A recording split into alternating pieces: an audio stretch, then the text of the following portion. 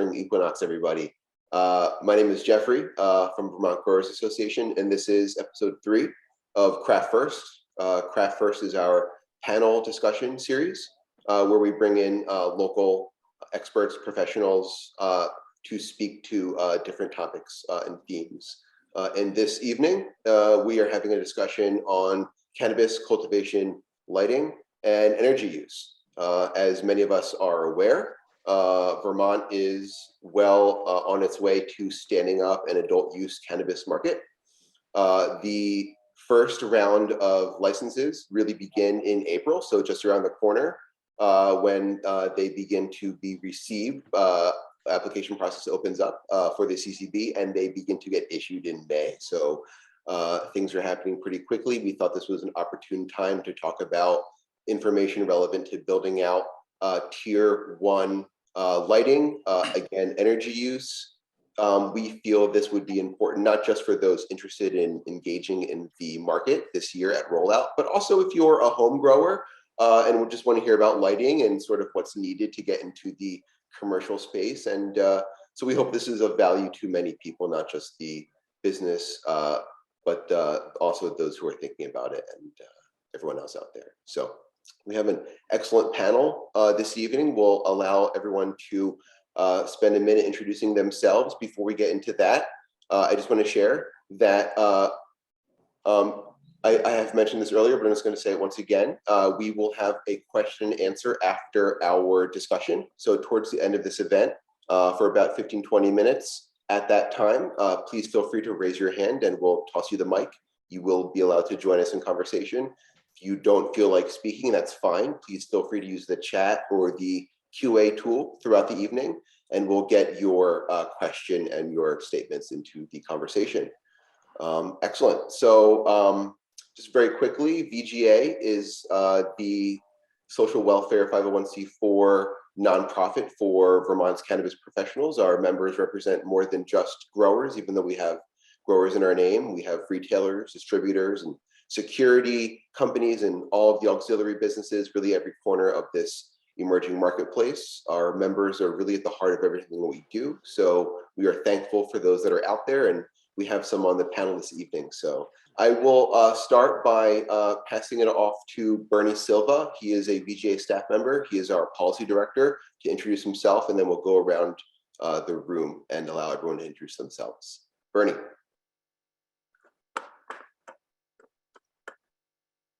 And you are muted. Hi, I'm Bernie. I've been accompanying Jeff with VGA since Bill S54 entered the House, just about. And it's been a long battle since.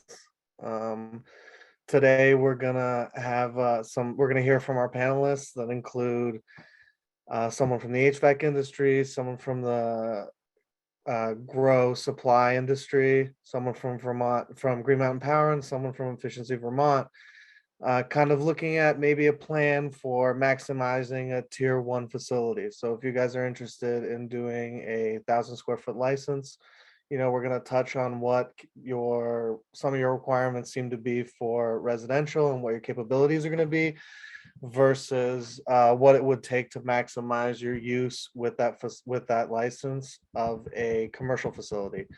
And then the licenses beyond that don't really factor in because they're not going to have the same kind of considerations to facilitate entry and stuff into the industry.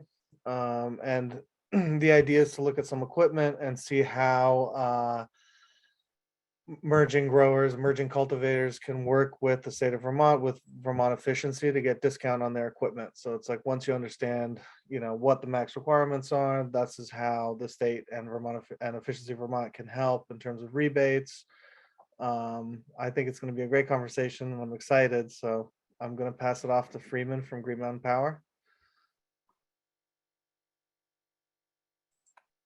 Hi, everybody. Thank you very much for including me in the conversation. This is, hadn't been really expected to be involved in this. So it's great to hear more about the emerging markets. And I'll just do somewhat of a brief spiel. just in terms of thinking about peaks and loads and carbon reduction and all of those pieces, Efficiency Vermont and Green Mountain Power do offers incentives. Well, Green Mountain Power is specific to carbon reduction, where Efficiency Vermont has a lot of tools available and a lot of technical expertise. So from our side, I think it's important for people to just, in the big picture, really just to know that in Vermont, over 75% of the carbon that's used in the state go to home heating and to transportation. So as you look at growing your business and your I shouldn't say that, growing your business, but anyway, as you're looking at this and you're thinking about what type of business you're going into, is to think about the efficiencies and to think about carbon and to think about not overbuilding and to right sizing. And I can just certainly want to stress that, so that you're maximizing your efficiencies, so you're not generating higher power bills than what you need to. So I will pass it from there.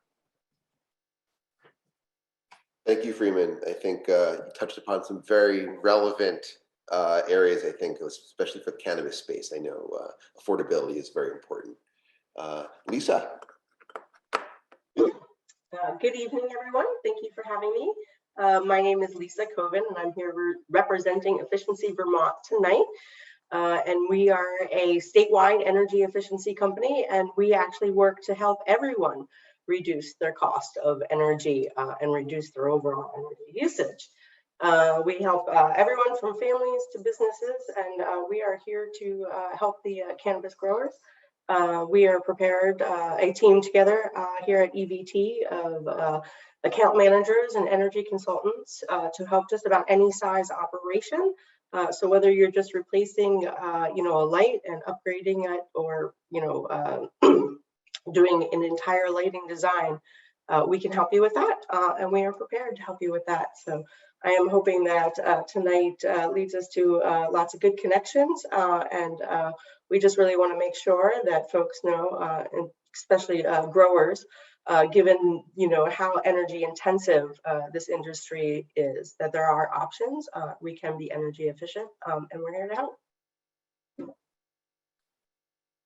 Thank you so much, Lisa. I think everyone looks forward to exploring those rebates and what the Efficiency Vermont can offer. So look forward to getting into that later. Nick, thanks for joining us. Yeah, thank you for having me on. I'm excited to participate tonight. Sounds like we're going to have a great discussion. And a little bit about myself. I think a lot of the folks in here know me, but I've been growing cannabis for 20 years now. And the last almost 6 years, I've worked as an environmental consultant, and I'm also EPA certified to handle refrigerants, which has let me do installations on HVAC equipment for a lot of hemp growers and growers in New England in general. And I also offer a few other services. I mean, environmental management and also facility layout, and electrical evaluation. I'm not a licensed electrician, but I can help you evaluate your electrical load requirements and service requirements, standby generators, and stuff like that, and just general facility goings on. So I also like rainwater collection and irrigation as well. So general growing combined with HVAC installations has let me do what I do for the last 5 years. Thanks for being with us this evening. Yeah. And I'm sure a lot of people out there are familiar with Forbin's Finest, but if you're not, one of the finer yes. Cannabis flower products out there. So good job yes. on that, Nick. Definitely. Also building my own facility and no longer really doing installations. I'm just sticking to just to consulting and those type services, and building out my own facility, and looking forward to joining the recreational market ourselves. Excellent. And Kendall, lastly, thanks for being with us. How are you? All right. Thanks for having me. Kendall, White River Growpro. So glad to be here. I'm glad to talk about a lot of the gear. You know, one of the things that with this industry as we move forward, you know, the money's not on the front end, it's on the back end. And so getting in is always tough. And so getting in an affordable way, while still getting quality gear that's doing the job for you, that's we're also helping to save energy with, I think is going to be really important. So here at Growpro, we can go through all that with you. You know, I think different lights are going to, depending on your grow situation, you know, there isn't a cookie cutter light that fits everybody's situation. That depending on your grow, depending on your ceiling height, depending on a lot of different things, that'll help to decide what light specifically is going to work best for you. You know, budget is another big thing for lights. You know, we can get lights that are good LED. I mean, we can go double-ended and get some double-ended 1,000 watters for $300, and you know, we can go up to magnetics for $3,000. So anywhere in between, and there's a lot of choices from the, you know, good Chinese knockoffs that are producing some good numbers on their lights, to some good brand name stuff that's out there. So, you know, there's some good lights. We can help all the way through. You know, we can get some air mapping in rooms, which is really important. So with some of the larger grows, we can get that done. So that's pretty cool. Yeah, I'm excited for this conversation tonight too. And for those who aren't aware, Growpro really is one of the more beloved grow shops in this for a long time. So thank you, Kendall and Stephanie for not just being here this evening, but for doing what you guys do. Well, thanks for saying that. I appreciate it. It's true. We love the community. Has been awesome to us. We're really lucky. We have the best customers, and my job's awesome. There are not many people that go shopping for grow supplies when they're grumpy. So awesome. Well, I look forward to getting into it, and thanks again for being here. Excellent. Well, before we get into it, you know, clearly, everybody, we have not just an excellent mix of utility experts here, but HVAC and electrical professionals, also cultivator growing and really processing expertise as well. So a really fine spread of insight and knowledge this evening. And please refer to the chat throughout the evening. We'll be sending you links and material that we'll be referencing in conversation. So Bernie, I'll kick it over to you, and thank you. Generally, I think everyone's in consensus that, you know, you're maxing out that space, that tier 1, with about 40 lights, right? So the rooms that we designed in terms of like the split, because there's no leveling, you know, you're not allowed to have shelving or anything like that. It's just considered open canopy. We decided to split the rooms into 2 300 square foot rooms and 1 400 square foot veg propagation and mother area. On the document, it kind of runs through the general type of equipment that we're discussing, which is 650 watt LEDs that have a 5x5 spread. They have a 3 amp draw at 240 volts for the amount of dehumidification you would need for that room, which was a calculation I came across online. It basically would be about a 300 pints per day, which is about an 8 amp unit at 240 volts. And then the air conditioning would be, is this right, Nick, at 27 to 33 amps at 240 volts? Yeah, I came up with a 4-ton unit that would be about 33 amps at maximum, and on a 40 amp circuit. And like something that I stress is, you don't necessarily want one unit. You might want to split your tonnage across several units, because if one unit goes down, you can dim.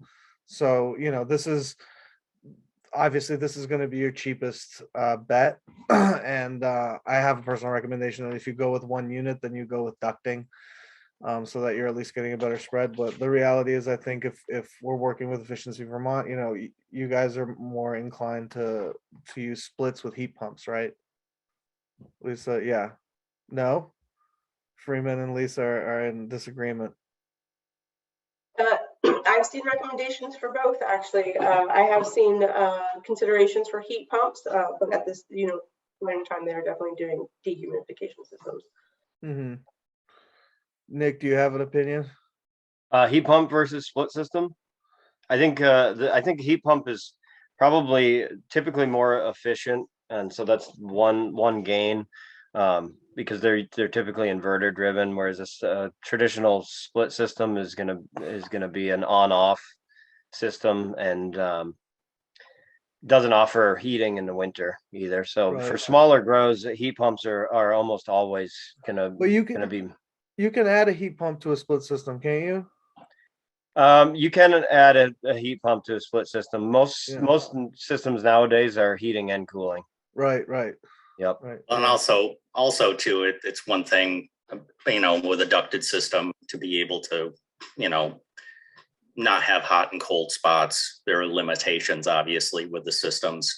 And the other piece too is when if you were looking at a single, 48,000 BTU unit, your amperage is a big piece of that. So you may be served to go with smaller single units to have lower amperage.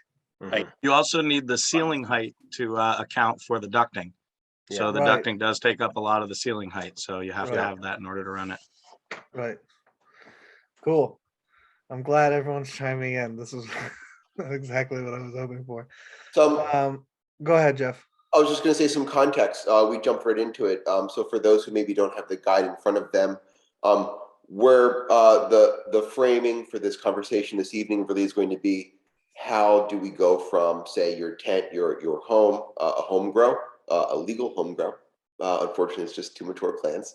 To a tier 1 facility. So we're sort of modeling out conversationally a tier 1 facility, as we all know. Act 164 and Act 62, the enabling statute for our adult use marketplace, has tiers to cultivation, and we have categorization to our cultivation as well. It's very common. So we've got indoor, mixed light, and outdoor. We are, a lot of this information is relevant to mostly indoor. We acknowledge mixed light. Outdoor really is just, very low to zero wattage, full sun. And we hope to have a robust full sun marketplace. That being said, so we're sticking with the tier 1. Tier 2 is, I believe, 2,500 square feet for indoor. Tier 1 is important for those who are not aware. Specific to the rules and regulations, there are some exemptions, and it is considered sort of quote unquote a small craft cultivation license. So that tier does have some unique qualities to it that you may be hearing this evening. And Bernie jumped into, along with everyone else, a discussion about the sort of what's involved for 1,000 square feet indoor. So I'll just end it there. Thanks, everybody. Yeah, I'm gonna follow up with the difference between the two being, all tier 1 cultivation licenses are exempt of the things on the list in the document, except commercial buildings are not exempt from commercial building standards. So anyone who's operating at home is obviously going to be limited in terms of how much power they need to maximize that license, which is kind of the reason of going into what the size of this license is going to be and what the draw will be. And then considering on the commercial side, you're going to have to buy new equipment. You're going to have new equipment that meets those building standards, that satisfies fire marshals, that, are certified.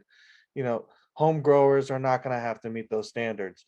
So it's kind of like, Kendall and I had a discussion about what's cheaper, what's better for the businessman. And it's like, if you're a legacy grower and you want to attain licensing for your home business through a special permitting through your town, then use what you got. because you're not really required to meet any standards. But anyone that's going into a commercial building, they will, that's commercially zoned, they're going to have to meet these standards, which is why we're talking about new equipment and how to deflect the cost of that new equipment, sizing it correctly so that you're running it efficiently. So the costs are on the back end, and then what it's going to take to get it, buy it to run your equipment. Bernie, I would just like to add, it is my understanding that the Cannabis Control Board is giving folks up to a year from the date that they get their license. So when we talk about, being economic accessibility and being able to plan, you could phase your projects together. So, whether you were working with, one of us here on the panel and you came and brought your project to Efficiency Vermont or whoever you're working with, you wouldn't have to do it all at once. You could phase it out as long as you were in compliance in a year. It could give you a little bit of flexibility to work through those requirements if you are part of that tier 1 commercial. Right. I just don't I think it's a year to begin operations, and generally you can't begin operations unless you're meeting those requirements. That was my understanding. Oh, we might have to get clarification on that, because I Yeah. thought Okay. a year. Right. Because there are no commercial grows.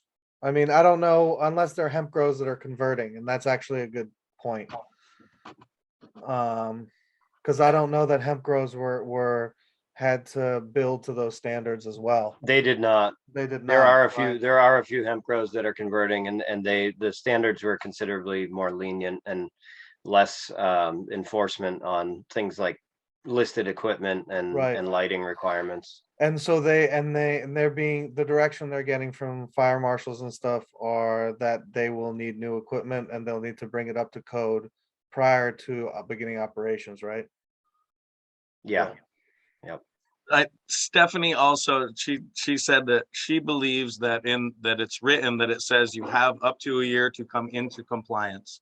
Okay, Right. great. Okay. So, That is my understanding, and that was explained to us at the last webinar that they did on Thursday. Yeah. I think for a lot of home growers, there might be a little bit of a shock when if you're truly stepping from a home grow into a commercial facility. Some of the requirements, like Lisa was talking about, the insulation and HVAC requirements for like common areas, just the airflow are one thing, but also with all of your equipment needs to be UL listed.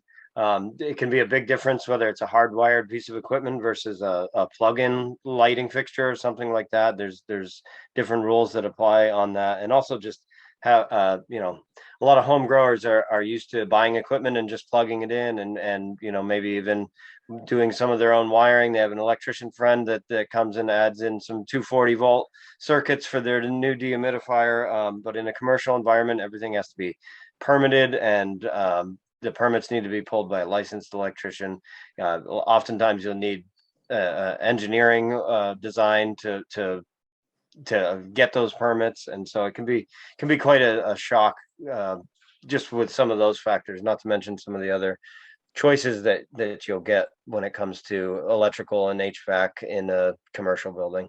some of the other things, safety. So egress, fire marshals are going to want to see egress in and out of your grow room. How are you going to get into that flower room and out of that flower room? And if you're in the back of that flower room and collapse, how are they getting to you? Because they're not going through tables. They have to have at least 28 inches in that aisle going down to get you. Yep. So, really got to think about that. Yep. Something else, since you bring up egress, and something that I want the home growers to consider is just like language, is the fact of like, if you're going to be a home grower pulling a license, you might not be able to keep growing in your basement or in your domicile or in your dwelling unit, because Act 86 defined dwelling unit, has a definition of dwelling unit, and it states that anyone in the state can only grow 6 plants in that dwelling unit. So it's like, even if you are doing the home business, there might be I'm waiting for clarity from the CCB on this as well. Does it have to be can your dwelling unit be a part of a larger building that has a grow in it, as long as your dwelling is separate with separate egress? Or can you grow in your home? Can I turn a bedroom in my house into a hobby business room or a basement, etc., my garage? Or do I need something that's attached to my building with separate egress or a separate standalone building, you know? Well, as we were talking earlier, in terms of how much electricity is required to do 1,000 square feet of grow, most people's houses aren't going to be able to do that. So, No. even if you're going to be growing at home, you're going to be doing a very small grow at home. You're really going to be limited to a couple hundred square feet is really what your electrical panel is going to be able to let you, and live in the house and do a load of laundry and that kind of thing. Yep. I was telling him a story about how I hot wired a house 5 years ago, and I could only do my laundry while the lights were off. Yeah, it wasn't in Vermont, so yeah. No, I've seen a ton of that too. yeah. And but going forward, it's a lot different. I mean, honestly, I personally think it's going to be really difficult for anyone to pull off a home grow under the tier 1 rules and really be successful unless you own your like an outbuilding. And it's still, like Kendall mentioned, it still probably will require significant upgrades to really build a business that is going to be profitable and support what you want to do for the long term. Mm-hmm. When we got into when we think about the electrical, I think we got into somewhere in it's like 230 or 240 amps for 1,000 square foot room, and that didn't include drying and curing. Which is another huge thing. You're getting a Canatrol D8 in there. How much electricity are you going to use for that? Or like common space, exactly. Or pumps, or stuff. I mean, anything. We're talking about all this stuff, like all the plumbing. None of that's factored in. This is just large equipment, right? So we're probably going to need another 60 amps on top of that across the whole facility. Sure. Your electrician's going to look for no more than 80% continuous loads too. So you're under, you have to allot for some headroom. And we can only encourage people to work with the lighting contractor, work with their HVAC people, everything, so that you're identifying the load, so that when you are then going to go back to the power company and look for a service size, they need load information to be able to adequately size your service. So I think it is important to, obviously it's a starting business, but if you have room for expansion or you think you're going to expand, it's a lot easier to pay for it once than to go back and then do a second service if you think you're in a place where you're going to expand, so to avoid future cost. Mm-hmm. I know just from my own personal grow, right, that my panel is pretty maxed out with just my HVAC stuff on my house. I mean, I guess I could add another couple things, but I wouldn't be able to add much in my domicile to actually have a big grow. As everybody is probably growing in their house, where are you getting circuits from? You've got a circuit coming from here and you're borrowing that one and you rewired it over to here. It takes a lot of electricity. Just 200 or 300 amp. 200 or 300 amps sounds like a lot, and it's not. It's not. Yeah. Not for a commercial size grow. Yeah. Like Bernie mentioned, I think this was this was almost 300 amps at full load, and obviously not all of that stuff is continuous load, but you need to accommodate for all of that. And with grows, your lighting is on for 12 or 16, 18 hours a day. A lot of this stuff is on not continuously, but it cycles continuously. So people underestimate the cost of the veg room. Yeah.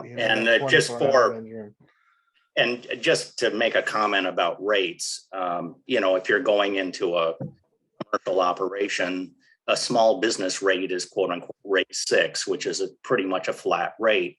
But the way the regulations are set up with the Public Utility Commission, regardless of what power company is involved, once you go above 7,600 kilowatts a month, you're actually going into the next commercial rate, which is then being billed on kilowatt hours as well as demand. So it is important to, when you're thinking about building, if there's a way to control or shift load, you know, it's going to help. You have to think of electricity. People just kind of pay their electric bill, and we hope they pay their electric bill. It's also important to think about when you're going to be billed, because once you go to a commercial rate class, you're billed on the highest 15 minutes of the month. So you don't want to have everything slamming, coming on at once and creating this demand charge that you're living with for the billing period. What are the high demand points in the day, Freeman?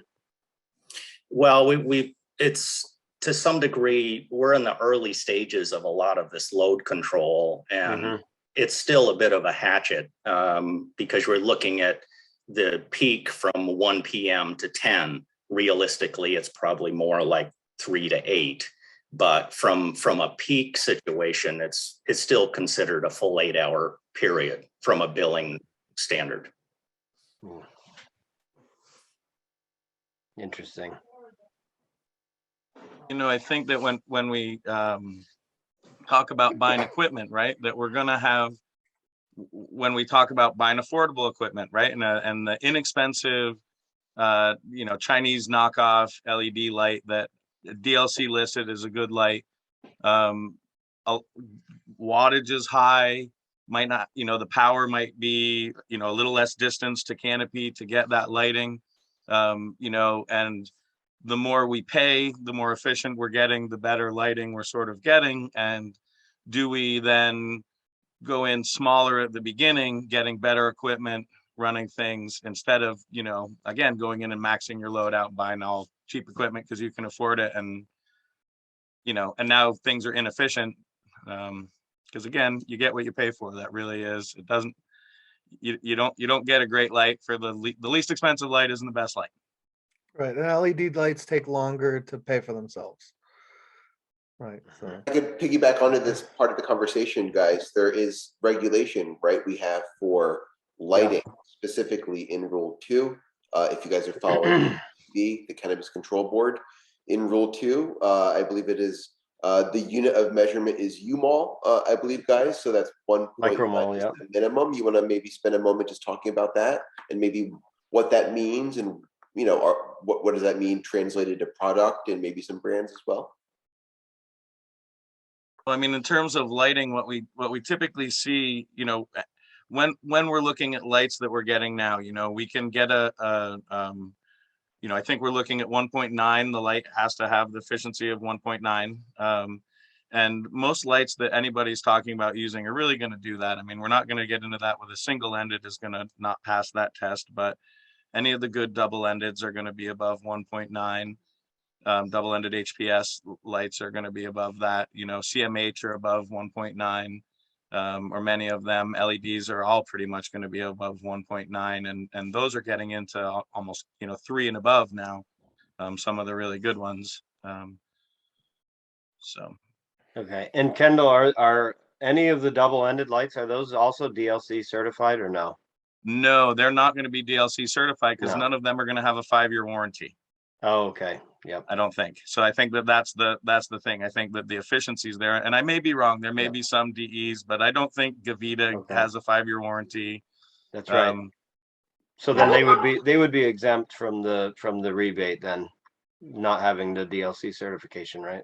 Lisa would know if there's any double-endeds maybe that pass the test, but I believe that there are double-endeds, and you know, I can't speak to this exactly as I'm not the expert. Jillo is my colleague, but I'm pretty sure that she would tell you that there are a few double-ended that are listed. I think that when we helped to support this energy rule, we were thinking about accessibility, and it was really important to have that option. And I think that the Cannabis Control Board also saw that, and so I feel pretty confident that there are some. Now, that being said, lights get delisted all the time, and there's this truth about a 5-year warranty, and things do change. But from the last time I checked, there should be something. And I would also say that I, you know, definitely acknowledge that LEDs can be a lot more expensive.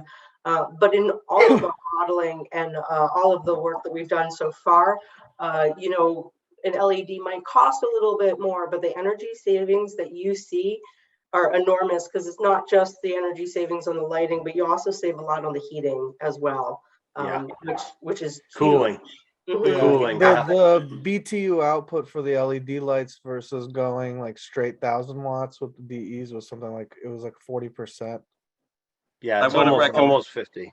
Yeah. I wouldn't recommend anybody buy HVS HID lighting at this point. If you have it and are using it, then that's kind of what Bernie and I were saying. Yeah. If you got it, go ahead and burn it. But I mean, don't buy anything that's you're going to regret. I mean, that's kind of what it is. You know, you're going to, you have to, you know, the equipment, you're just going to waste your money. I mean, Yeah, at this point, it's also inevitable that you know, the whole industry is shifting to LED, and if you build these rooms and you size all your other equipment for double-endeds, then you're going to end up in the same boat. You're going to end up with equipment that is oversized now, and you know, it's just a lot of wasted money.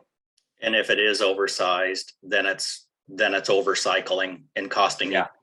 So it's right, like it's really a case you're either you pay it up front or you pay it monthly. It's however you want to do it. Right. If you were to, so if someone was setting up, like if someone was following this model or whatever, 300 square foot room was 12 lights, 12 LED lights, they would probably size it accordingly. But if they wanted to put the double-ended HPSs in there, they should put about 6 or 7 max. Yeah. Right. They're not going to be able, and then they could switch to LEDs, and they're going to get almost twice as big of a spread in terms of usable area. And amp draw.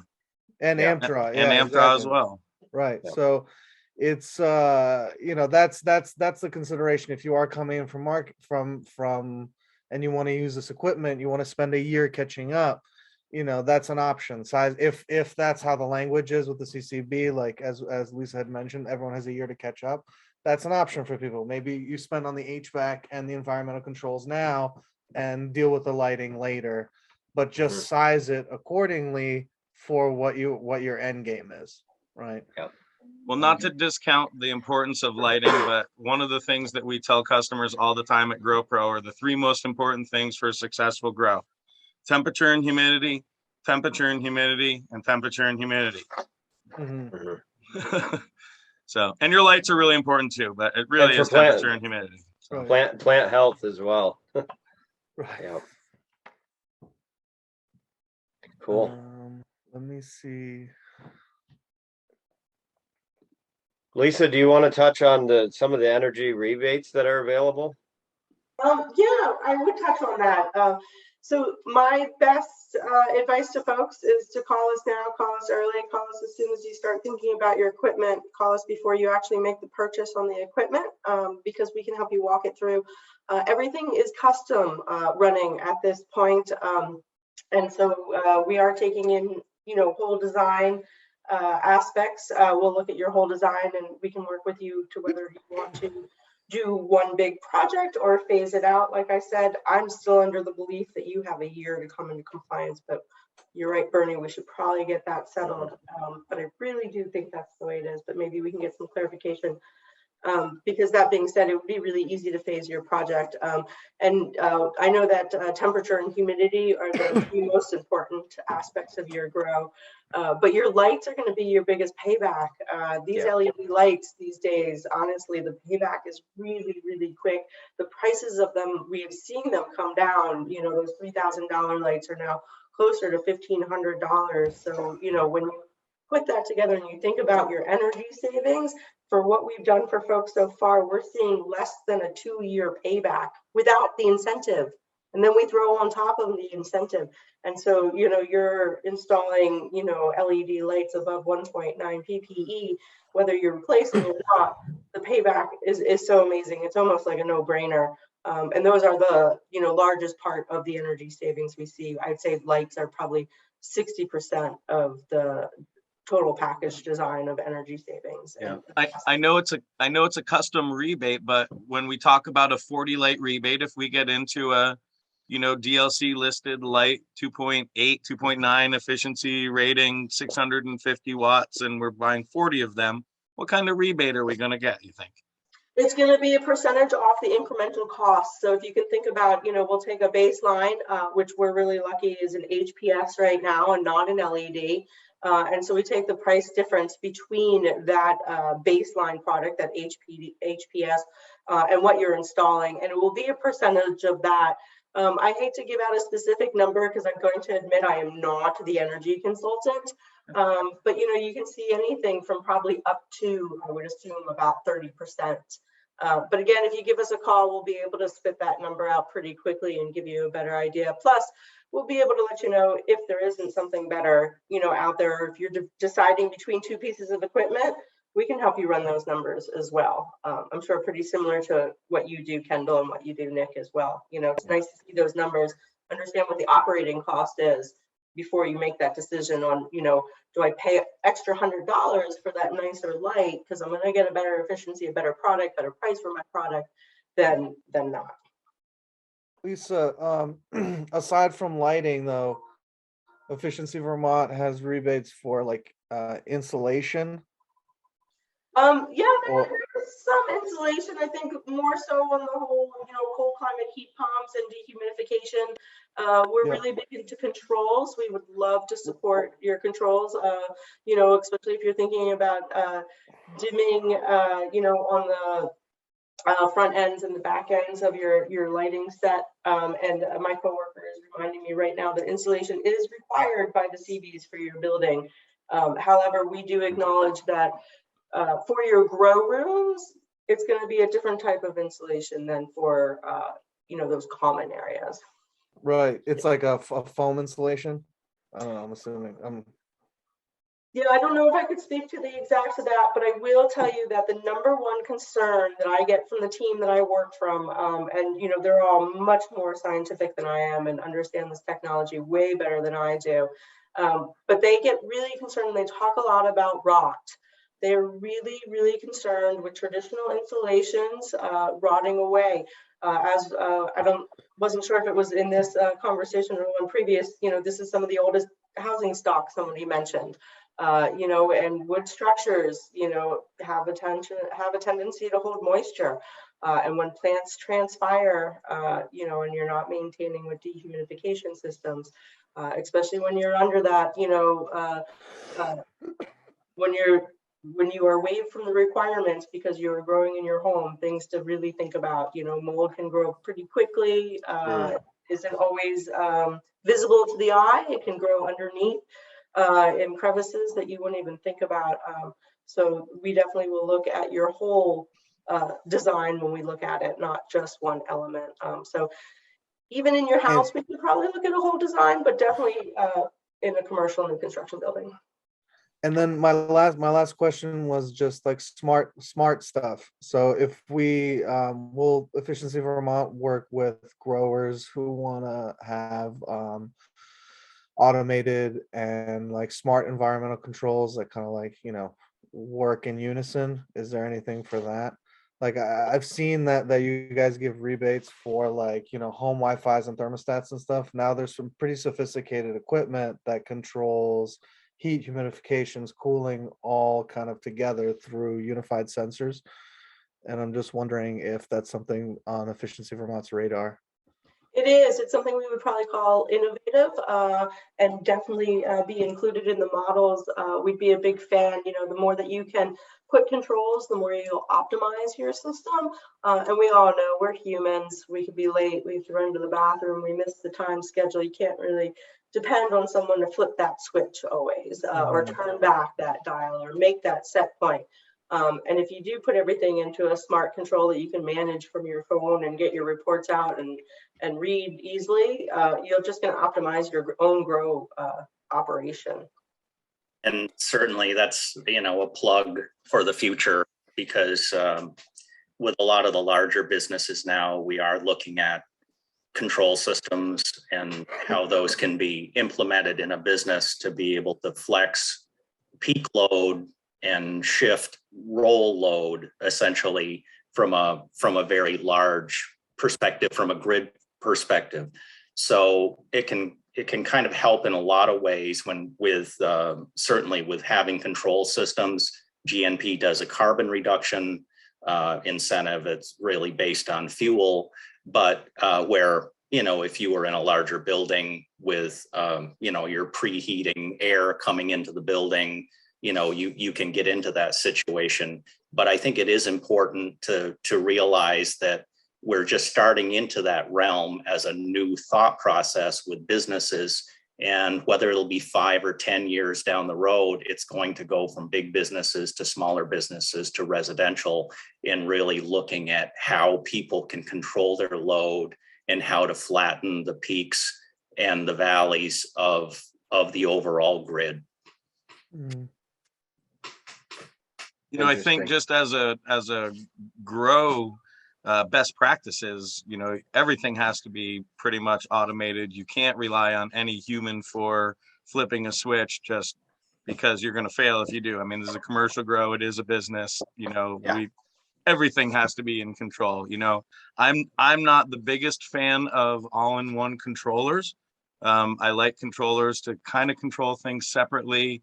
They're great controllers that control things separately, only because if anything ever goes with your master controller that controls everything, then everything can go versus one part of the system. However, most of these good systems today, your system should call you on the phone if anything goes wrong. So if the main unit goes down, it ought to call you, and somebody ought to be there quick. So that's what I was going to say. You end up, the trade-off with that is that you lose the remote warning systems and stuff like that if you have a lot of individual systems. But yeah. At my last commercial space, the electrician actually on the panel for lighting, the all the lighting was 3-phase. There were 480 volt lights with twist and lock outlets, and I had him install digital timers right into the panel. So I was using lighting controller, but in case the lighting controller and the single phase failed me, that would cut the lights off and fire them back on independently of what was going on with the controllers.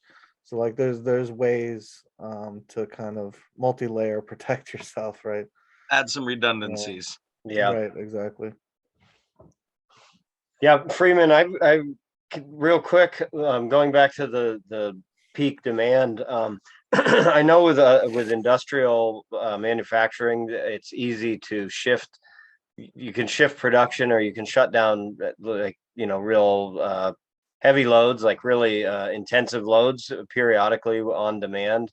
But with cultivation, your lighting can't really be switched off. And I've seen some facilities that run their lights like really early morning to midday to try to get out of that peak demand. But I've also been told that in some states it's really hard to avoid peak demand because it's morning and night.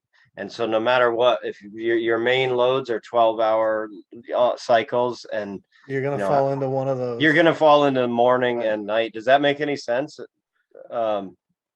Fire them on at 4 and fire them off at 4 a.m. Like you're still carrying through the evening time. Yeah, exactly. No. Well, and if you're being billed on demand, would it make sense to pay attention to when your light cycle is in relationship to the peak demand? Well, I guess I would put it in the terms of, if you're looking at all the peaks that you have in your system, whether it's you have humidification is a high, you have high load with your HVAC. Yep. It really comes down to the concept of thinking about, okay, in terms of, you're still stuck with that demand charge because you're still looking at 1 o'clock in the afternoon until 10 o'clock at night.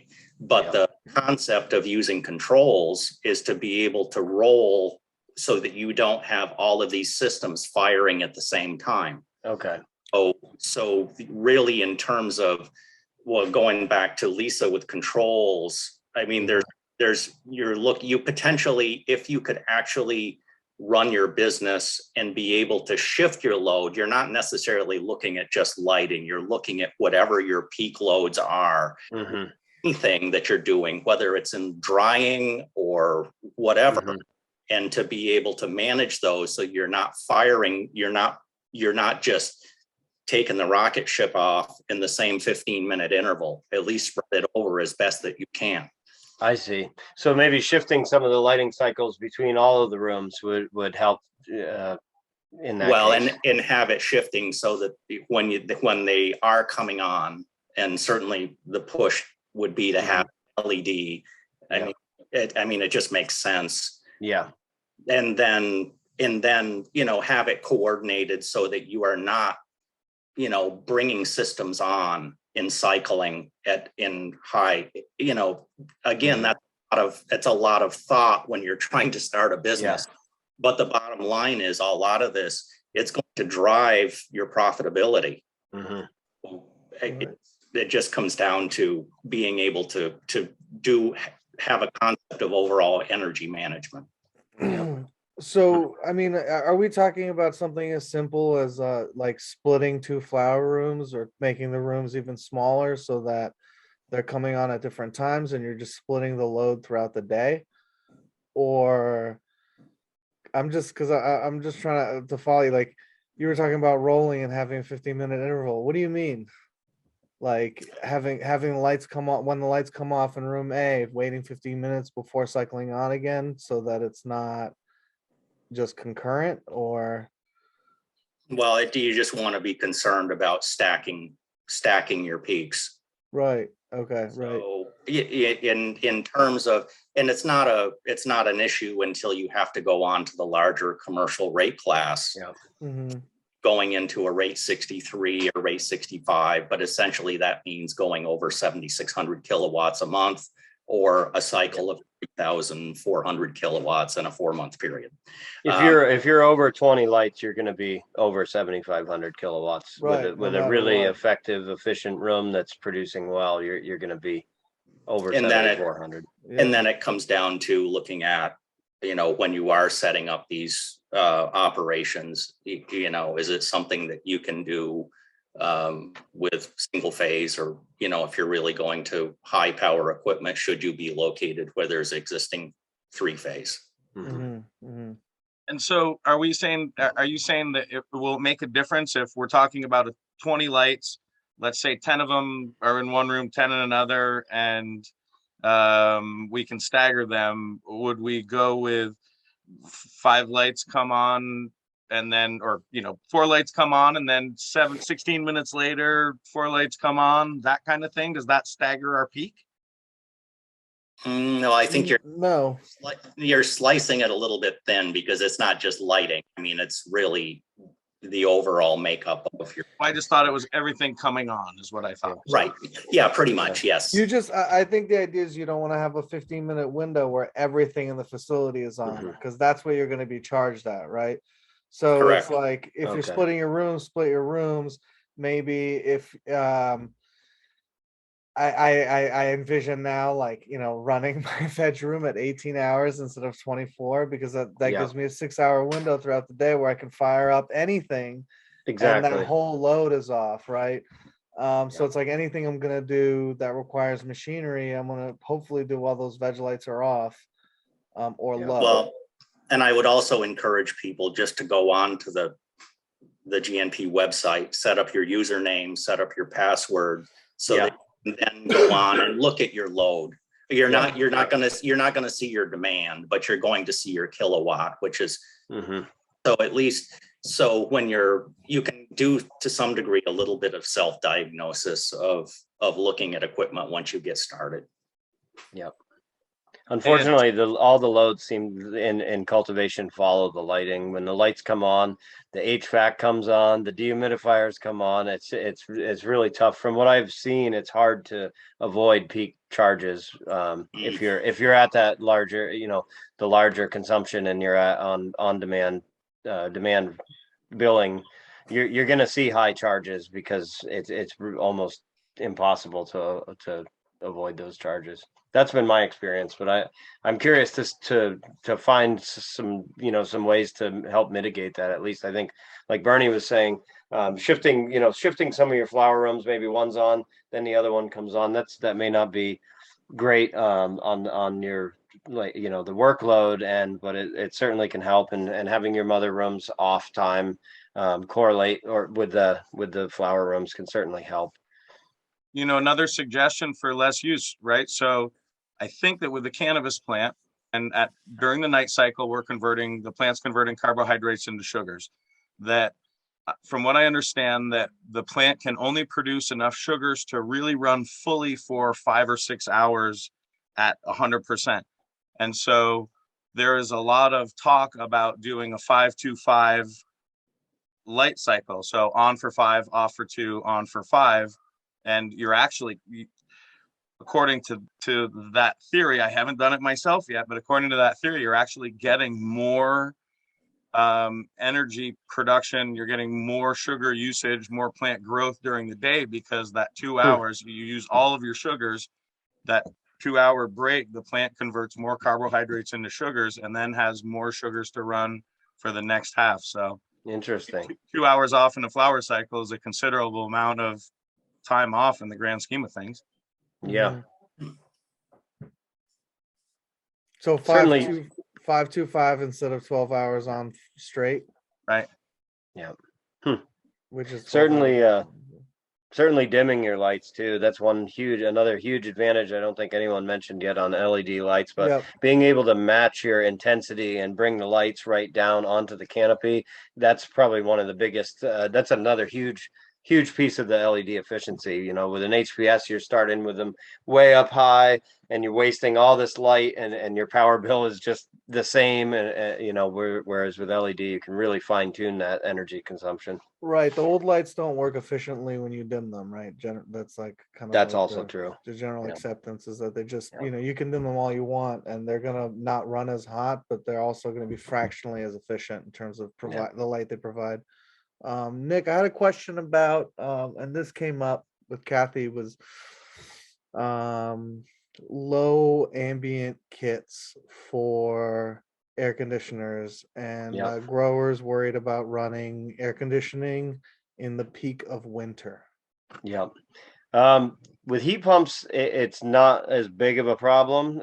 They can operate, they can cool down to low temperatures. You may not be able to heat, and they typically come with low ambient kits. But using a heat pump in the winter is less than ideal. Split systems, it can be done too. It's not an issue, but I would encourage anyone doing tier 1 to really look at heat pumps. I think those are the only units you can get energy efficiency rebates on as well. Is that true, Lisa?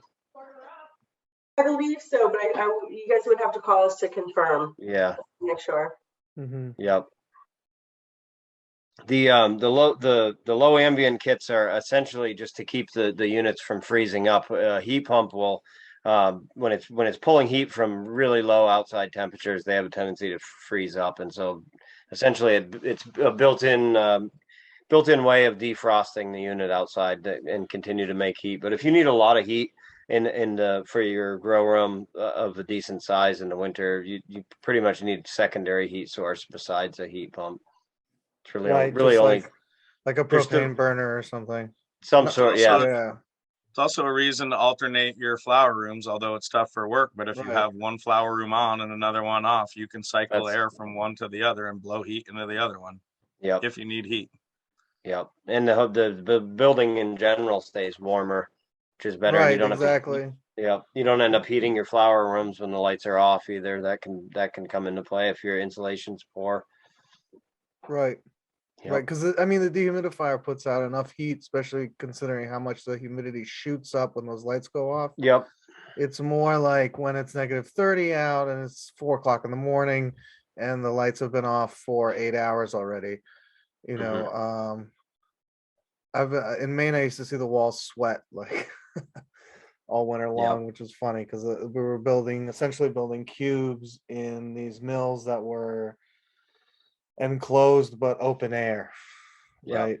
So in the winter, you're walking by and you're looking outside the cubes, you're looking inside people's grow rooms, and the walls are sweating because the outside of the wall is so cold that moisture is hitting that cold wall. But you know, lights are on and it's 80 degrees in there.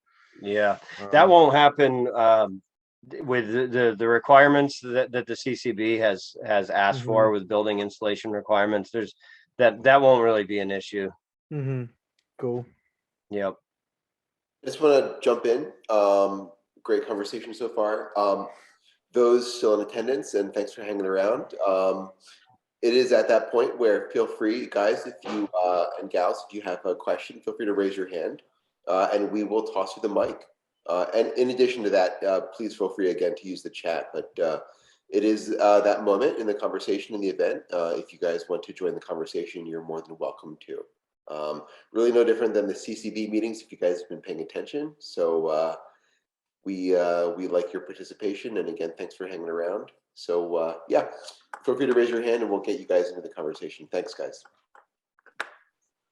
So I have a question for Nick. Yep. Are you seeing any difference in the quality of an AC system or a dehumidifier system when you service them in terms of how goopy they are in a grow room, right? Because the heads of a mini split and the condensers on that dehumidifier are freaking gross, right? And they get gross fast. Yep. And these units, that most units are not designed to work in that environment. They're not designed to work at 90 degrees and 70% humidity and go. Yep. Yeah, there's definitely some differences. I mean, there's not a lot that you can do to avoid that. Like I'm sure you've seen the one thing that I prefer is commercial ducted units, even when it comes to mini splits versus like a wall hung unit like you'd have in your living room or in your office space. Those tend to get dirty a little bit faster. They don't typically, there's no filter, just the built-in like the little screens in the front. Commercial ducted units, even if you don't have ducting, they can be mounted on the ceiling. They're designed to be in line with like metal square ducting. So it'd be mounted in an HVAC closet. You'd have ducting on one end, distribution ducting out on the other side. Those are great because they typically, you can add a filter really easily on the inlet. And also they're just large open air handlers. So when you go to clean them, it's really like simple. Spray them down, vacuum them out. You can bring a hose in there and clean them out. The same with the dehumidifiers. They need to be serviced pretty regularly. A lot of the stuff that you're selling now, like Quests or Andens, they're designed for that harsh environment, but they still need regular service. Definitely. I mean, our home units, our home mini splits, they say service them once a year.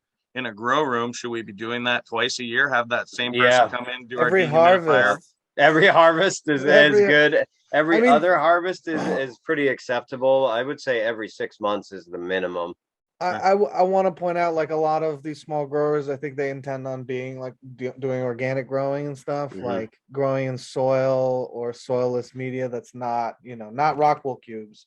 Yeah. And that makes a mess. You're kicking that up in the air all the time. So if you're working in that room, if you're packing those pots in that room and up potting in that room with those ACs on, you're gonna burn them. So the filters get brown in soil rooms. It's crazy because in a room that's so totally soilless, it's usually just dust. But cocoa and peat moss, especially if you're using bagged soil, it's messy. Right, exactly. Shut your equipment off when you're doing transplants if you're doing them in the room. The importance of realizing that you don't, if you're getting 1,000 square foot license, you don't need 1,000 square foot building. You need a room to do all this shit in too. Stuff in too. You need space. So And my thought would be, and I'm not the HVAC person here, but from the experience that I've seen with other businesses and restaurants and any place where you're looking at having some kind of quality control, I think 6 months is pushing it. You're probably you're looking quarterly at a quarterly maintenance cycle. Is about as probably longer than you may want to go. Well, then that's every other harvest max. It's every other harvest max. Yep. And you can do that stuff yourself. So like cleaning the commercial units are pretty easy. It's a good habit to just do every time. UV sterilization lights are actually pretty effective too.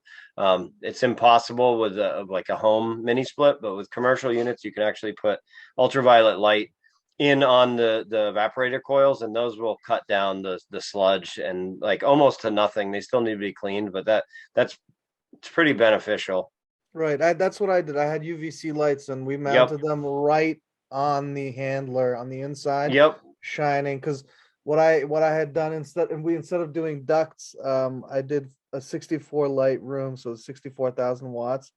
with 4 5-tons, Yep. and each 5-ton had just like an angled hood on it, so it was blowing Yep. air towards the center of the room. So it was kind of like 4 zones. Yep. And you know, once I noticed a significant difference 2 months in after that light had been there versus before. You know, I looked at it, was like, Yep. this is disgusting. How do we handle this? Yep. Now, you know, my issue at first was light leaks with that thing. Right? Yep. It's total red light. So if anyone is doing that, please be considerate of that. Yep. Keep your plants awake when they shouldn't be. Yeah, you got to either put some more ducting on it, or even just running the UVC lights with the lights during the Right. lights on times is like, you'll notice a huge difference, not only in keeping the units clean, but I think it just keeps the air in the room is cleaner. You'll have less like, you know, the bacterial swabs they do or whatever. If you got UVC in your air handlers, your bacterial plate counts are way lower in those rooms. Right. So what I'm hearing is, you know, from the grower's perspective, right? Prevention is what it's all about. Prevention, yeah. Plant health. Right. What I'm hearing is prevention is also relevant for atmospheric and just the environment and even energy usage, right? And that's what I'm hearing, which is, you know, just principally makes sense. Right. So.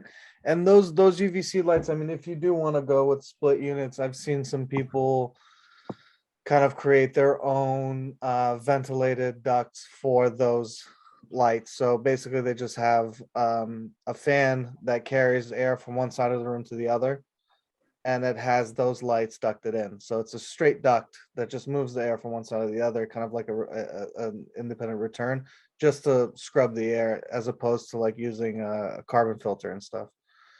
I'm so glad there are no smell requirements.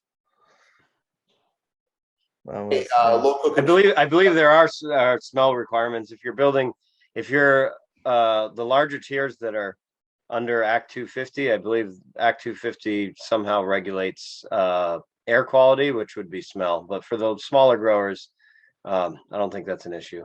Yeah. I was going to say that coupled with local control, where they have nuisance as one. That's true.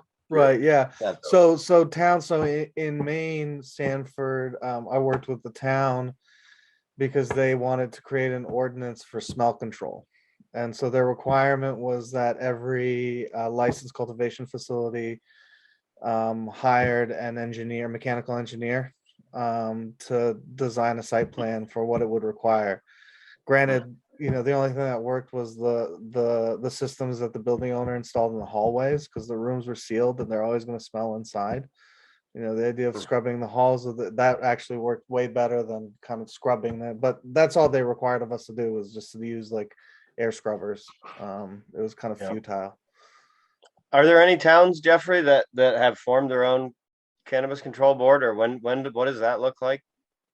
Well, I can say with certainty that we have been asked to be part of conversations about forming them. So towns are without a doubt actively thinking about forming them, and I think we can expect to see them form if some haven't already. I know that Burlington, you know, keep in mind, right, this is now the second year of retail opt-in. So there was town meeting day in 2021 last year, where that really kicked off this retail opt-in process. And for those who aren't aware, we are a retail opt-in state in Vermont, which means that only retail operations have to win basically approval of the townspeople through what Act 164 calls Australian ballot. That can usually mean town meeting day or warning a special meeting throughout the year. That is the regulation in our state. Sorry, Bernie, were you say something? No, I've the furthest I've heard is that towns have begun making verbal agreements with homeowners on allowing special zoning for their, you know, special permitting for their home businesses. But I don't think that's official. From what I've heard now, the couple of local towns have basically, their answer has been, if the state says it's okay, the state says it's okay. Right. We're not going to get in the way of anybody. That's good. It will be a real interesting year for Vermont when it comes to just the formation and the rollout at the local level, not to mention the state level. So we will see some pretty interesting decisions being made throughout the state. we hope towns, as an organization, err on the side of inclusivity and really making this an opportunity for its townspeople. Really quickly, I have a question for Lisa, Efficiency Vermont, and Freeman. I don't know if you, Green Mountain Power, has any assistance here, but just stepping away from commercial for a moment, just for the home growers, maybe those who are out there who aren't really thinking about a license yet. Are there any financial assistance or rebates for just, someone at their house growing those 2 plants that they're allowed to grow, and say they have an old clunky HPS or something that they've been using for a decade? I'm just wondering if you, or not, if there's anything out there that you guys can offer. Oh, definitely. We made it actually really simple. Right now we have a basic prescriptive lighting, residential lighting rebate for growers. So you can get $100 off your grow light as long as it's listed on the QPL. And we see folks, being able to get really good LEDs in for the home grower at about $500. So getting that $100 incentive is really helpful. And then, as a homeowner, you can get all of the other efficiency rebates that we offer. If folks, haven't, submitted their receipt for their dehumidifier that they purchased, that's a really great opportunity right there. There are hundreds of dehumidifiers that qualify. Easy to put that in, as well as, you can always get yourself a heat pump, a cold climate heat pump for the rest of your house. But you'd be, eligible for any of the other rebates that we have opportunity. And we are talking about, down the road, hopefully, being able to assist those homeowners a little bit more, especially if they, do upgrade their service or do want to take that leap from, growing in their house to a auxiliary commercial building. And so it's super easy to do the lighting rebate. We've heard from customers, it's really easy to go and do that. The thing to remember is I think you can do 1 rebate per household. Two per year. Yes. 2 per year. Yes. And so that being said, that is for residential. And so now that we have this situation, we are hoping to formulate something that, if you have someone that is growing that is not a residential grower, you would get a custom, incentive on your lighting. So, if you are growing and you are not just, maybe having a 4x4 tent or however you're doing it with, how many plants a resident can have, you still come with us and we will still do a total lighting design and give you the higher incentive that way. And with GNP, I think for most of the people in this audience, it would be more on the prescriptive level where you're getting X dollars for whether you're looking at mini splits or whether you're looking at, you decide you want an electric forklift to handle everything. There's a rebate for that as well. There's a lot of other rebates that are on the GNP website, obviously on the EVT website to take a look. So there's as more products come out and more electric products come out, there's going to be more electric tractors. I'm getting questions about those now as well. So there's a lot of different things, not just inside the building, but it's outside the building. And again, back to the heating side, whether you're thinking about doing something with ducted systems, split systems, geothermal,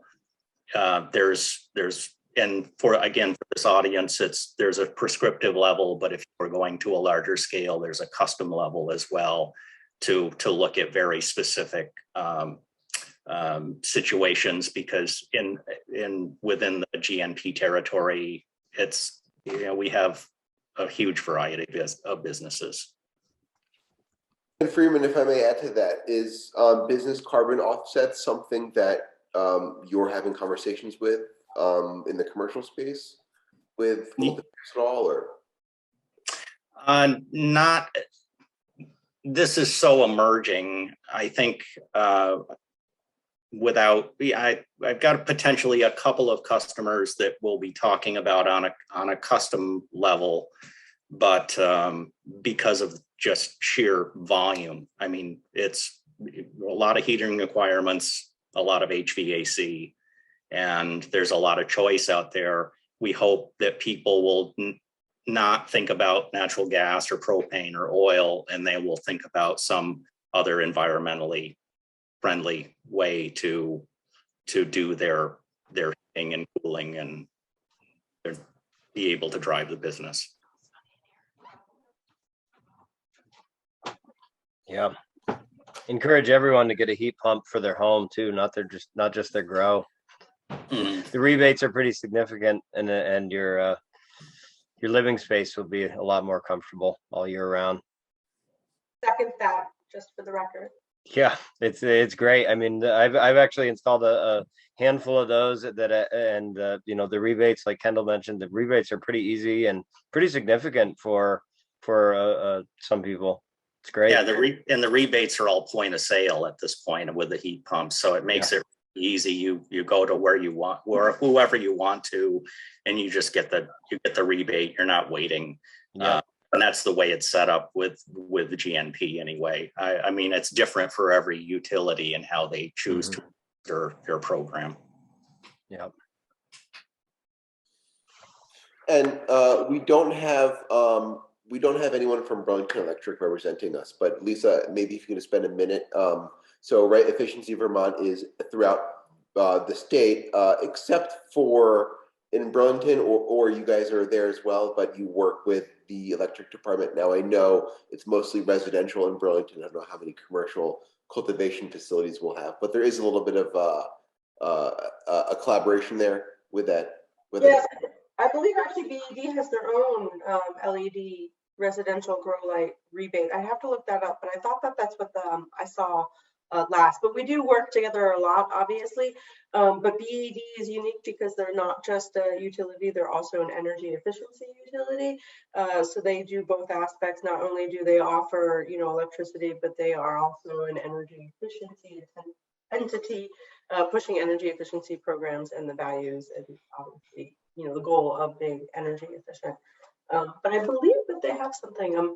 If you guys talk enough, I could search online real quick and see if I can drop something in the chat. Excellent. And it looks like someone raised their hand. So thanks for providing some clarity there in case anyone was wondering. Clayton, we are going to allow you to speak. So thanks for participating and joining us. Clayton, are you there with us?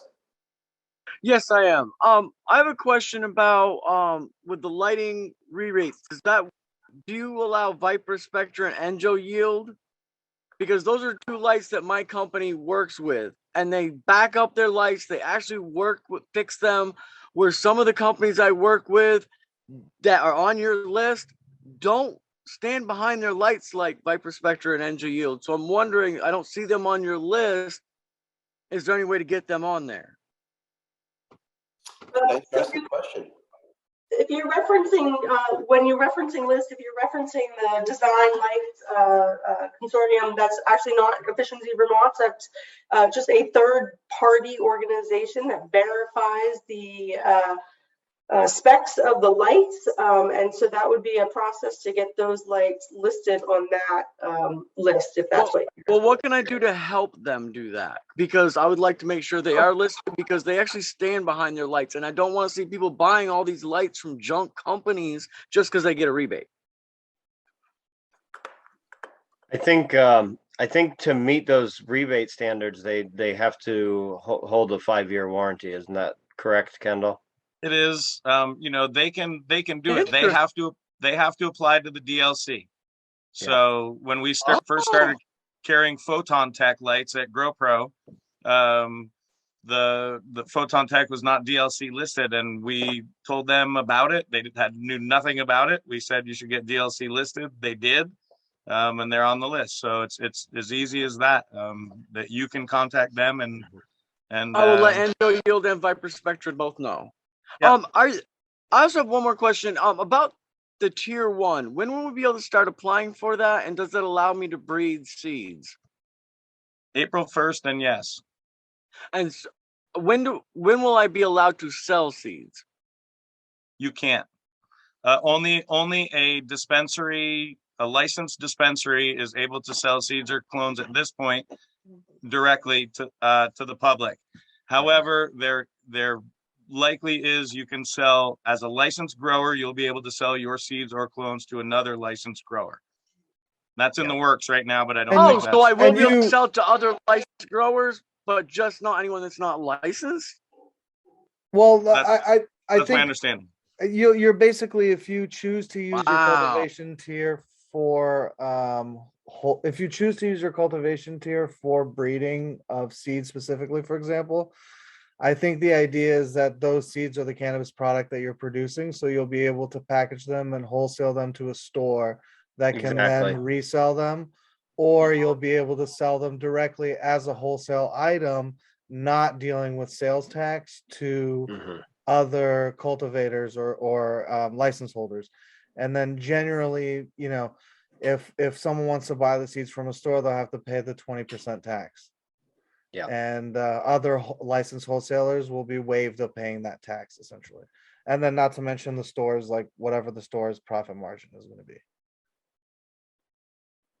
Thanks for asking those excellent questions. And I'll just say, I know this isn't an advocacy space, but we will have some call to actions in the coming week for some of those allowances. We do think that producers should be able to sell their own living plants and seeds. Yeah. Yep. And I was looking here at Viper Spectre LED, and they're not DLC certified and don't have any information about their warranties. So I guess that would be the best way to go, would be just contact them and send them a link to that website and say, hey, you could sell a bunch of these lights in Vermont if you went through these certifications. Yeah. I think a lot of companies are trying to pick up that DLC certification. Right. Yeah. You know, something that I'd like to throw out to all of the prospective growers, right? So there is a ton of LED sales going on right now. There is a bunch of stuff on sale. It's a great time to buy your LEDs. A lot of them are ending at the beginning of April. So if you've got the money, get on it. And having said that, shop local. Keep your money in Vermont. Go to your local grow store. It's not about a Growpro thing. Shop at your local grow store. If you're dropping all that kind of money, it shouldn't go out of state. You know, every grow store ought to sell you the gear for the same price you're going to pay online. It's just that some of that money stays in state instead of all going out of state. And that's really what this whole cannabis thing is all about in the first place, right? Yep. Right. And when I moved back from Colorado to Maine, instead, my supplier in Colorado was like, keep my number, I'll ship you everything. And what I actually did was take his invoice and showed it to a local supplier in Biddeford, and he matched it. And the money just went to that company instead of a company out of state. Yep. So if you guys are wary of that and you guys have people in Maine who are trying to take this business, just ask them for an invoice and shop that invoice in Vermont. You'd be surprised how close some of the Vermont producers will be able to get to that, if not outright match that number, especially if you're a cash buyer, etc. Doesn't even need to be cash at that level that we're talking about. I mean, really, I'm just all saying, of us grow stores ought to match or beat any of the prices. I'm We saying can do cash it at this versus volume. financing. Yeah. That's all I'm saying. Cash versus financing. Right. Yeah. Clayton, we were trying to wrap up here, but if you want to maybe 30 seconds, we will allow you to speak again. But make it quick, please, if you don't mind. Okay, yes. My question is, I'm also a seller of lights and stuff. I'm a local store on Clayton's Closet. I'll be opening on 420. I sell lights. I sell all kinds of supplies. My big question is I want to sell my seeds and clones. And my understanding is we're supposed to be doing this for the little guys, not the big companies and dispensaries. What happened to the little guys?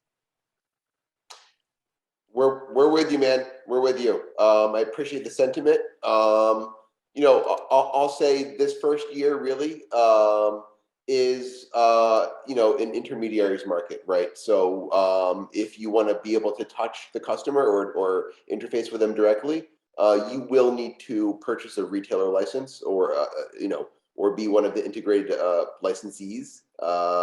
As Kendall had alluded to. So we hope that things will change, recognizing this is a lighting and energy discussion. We appreciate that. We think it's vital to a marketplace, and we appreciate you raising it. And thank you for dropping your business name and your information. We wish you success with that endeavor. Jeff, I know we're really tight on time, but I had one more quick question for Freeman if we have time. I know that some of the larger cultivators or just larger industrial customers have access to buying like solar energy. And I don't know a lot about how that works, but is there anything available to smaller cultivators as far as getting discounts or I don't know if it's contracts with solar producers or how that works, but do you know anything about that? All I can really speak to is really the the net metering piece of it. If you're to add solar to your building, Okay. One of the advantages of adding solar to a building, if you were a rate 65 customer and you were in, you knew where your level was, you can use solar to then back down your gross meter to below 7,600 so that you could stay on a rate 6. So depending on where your actual energy use is, you potentially, by maybe doing something with controls, maybe by adding solar, if you have the capacity to do that, then some rate advantages to you to not be in a demand situation by going with net metering. But as far as solar, it's really up to a customer to take out a solar installer and but it's really good to know your load and what kind of load you're going to have. And so it goes back to that same old thing of talking to the lighting contractor, the HVAC person, all your equipment in there to know what your load is going to be, and you can get some kind of projection as to where you may land. Great. Yeah, that's great. I'm going to update the document, and Jeff, I'm going to leave with you some of these common conversions for watts to BTU and gallons to pints per day calculations. Watts to amps, watts to BTUs are really helpful for calculating how much cooling you're going to need in a space. And then when you go to Kendall's place to buy your equipment, you'll be able to like really quickly. It's great to as a grower to be able to kind of just rough out what your loads are going to be. So I'm going to make sure to update all that info. You can put it on the website. I'll actually put it on our website on Forbin's Finest. So you can kind of look at it. It's when you're talking about 20 or 30 lights in a room, it's you can't really guess with a lot of that stuff. The dehumidification as well as lighting and then electrical loads. It's really pretty simple to do some like napkin calculations and have a rough idea of what you're looking at though. So yeah, thank you everybody for attending this evening. A little past 7:30, so I appreciate everybody's time. Freeman Corey from Green Mountain Power, thank you very much for joining us this evening. Thank you for asking. Lisa Coven from Efficiency Vermont, thanks for sharing your time tonight. Thanks for having me. Kendall Smith from White River Growpro, and Stephanie, if she's there, really appreciate you guys. Thank you. And of Thanks course, for having us. Awesome, and Nick as well. Thank you. Thank you. Really appreciate everyone. So, and thanks again for everyone who made it out this evening. We will have this entire video on the VGA YouTube page available shortly as well, so you may watch this at your own time. We plan on having more of these Craft First events in the future, be it soil, outdoor farming, packaging, laboratory and testing. We hope to have more of these community discussions with Vermont experts and professionals. Thank you again, everybody. Have a nice evening. Happy spring, and let's get growing. Cheers. Thanks, VGA. Thank you very much.